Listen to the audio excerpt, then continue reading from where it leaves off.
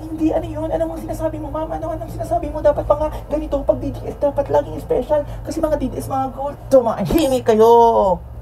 Tumahimik kayo, mga DDS kayo. Patapusin yung mga muna. Nagsasalita pa nga ang babastos talaga mga DDS na to. When I say DDS, ay ni Marcos, ito. Isip ka. Kung gusto talaga nilang pumasok, sir, pwede naman, sir, eh. Kasi, hinasangan mo nga eh, di ba? ma'am, sinundo, ma'am, sa loob ng Villamor. Sinabi nga ninyo na hinarang, di ba? Sabi Yes, niyo, ma'am.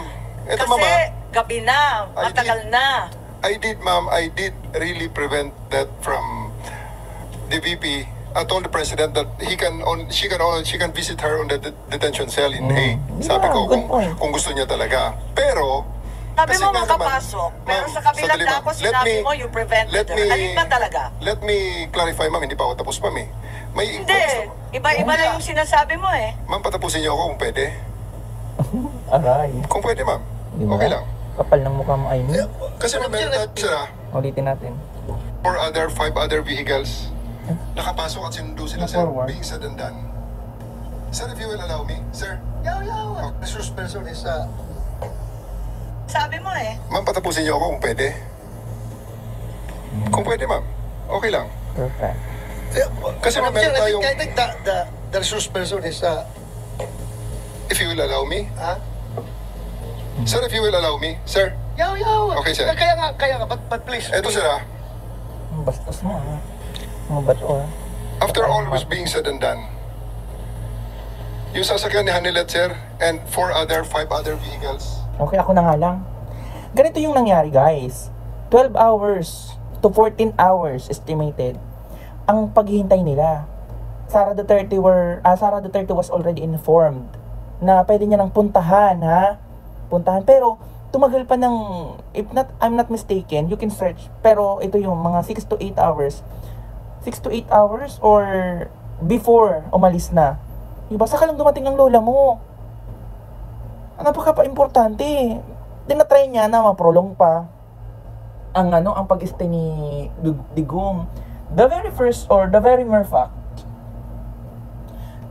the moment na sinabihan naman na siya, dapat pumunta na siya. Whatever she was doing, dapat tinigil niya muna. Nangungulikta pa siguro. Diba? That's the point. Tapos ang bastos dito ni Amy Marcos. Again, it is different hearing compared doon sa mga resource persons doon sa Congress na kinukumpara ng mga DDS na talagang nakakagigil.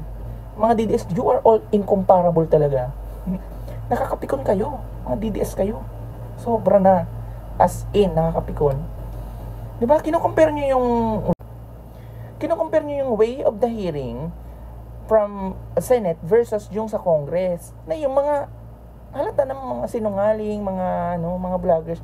Ito naman, they are having their executive privilege na sana dapat nga hindi na sila pumunta dyan eh. Kasi, in-unfold ng Senate yung mga national security concerns and matters or things that can be linked towards sa security or national security operations. Diba? Mga ganitong bagay. Bastos mo talaga dyan, B. Yes, aminado naman si General Torre talaga na binawalan niya si Sara. Kung ako din naman, ako yung general, ako yung highest na official doon sa time na yan. Sabi ko, bakit nyo papapasukin yan? Hindi papasukin yan. Guardian hanggat anong mangyari. Ikulong. Sara Duterte, nananuntok ng sheriff. Kung ano pang gawin sa inyo dyan? Kung sino pa, baka makagawa pa tayo ng casualty dito. Pagpasok niyan, that's very emotional though. Yes, daughter siya, pero may daughter na dun eh. Nandun na si Kitty, nandun na si Hanilet. Hindi naman siya hinugot ng bigla-biglaan na lang. And then, the losses. Dapat hindi mawalan ng privilege yung hinuhuli nga na pumili ng mga doktor, mga ganun, or mga special person na papuntahin kung saan siya nakadetain. Na totally andun pa naman siya sa custody ng Pilipinas. Yung detaining facility naman nasa ICC, which Torre said na pwedeng pumunta si Sara Duterte doon, di ba? Hindi naman siya doon, dapat doon kayo magalit sana. Kung doon pa lang hindi pinapapunta si Sara Duterte, dapat doon kayo magalit, B. Sobra kayong in-scrutinize nyo, kunwari, with the technicalities. Pero, the mere fact na ginawa naman na talaga nila lahat. Kaya nga si Tory dito, at the end kung meron po kayong mga complaints, we are very welcome to accommodate your complaints, and we'll answer that in the proper area or proper forum. Diba? Ano pa? Nakapasok at sinundo sila, sir. Ang eroplano nasa bukas pang pintuan, sir. So, yan, sir, ang isang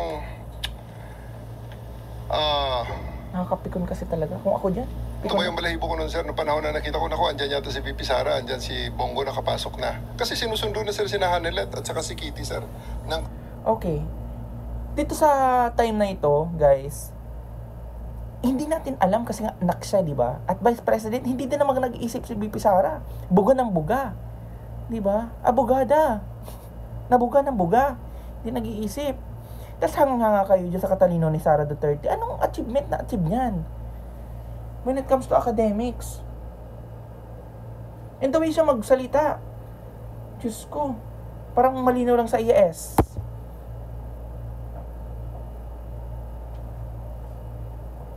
Di ba? Tapos mayroon pang inuungkat dito si Amy Marcos regarding dun sa doktor daw. Parang binibilital niya yung yung mga opisyalis ng ng mga doktor na yun ng AFP na nag-check ng fitness ni Digong. Dapat daw sabi nila lahat daw ng mga demand ni Digong dapat daw nasusunod. Hindi kasi iba kasi yung niya. Iba yun din yung isinasaalang-alang. The reason why dapat talaga hindi na kayo pumunta diyan. Kasi baka gusto ni Amy Marcos ungkatin na lahat-lahat.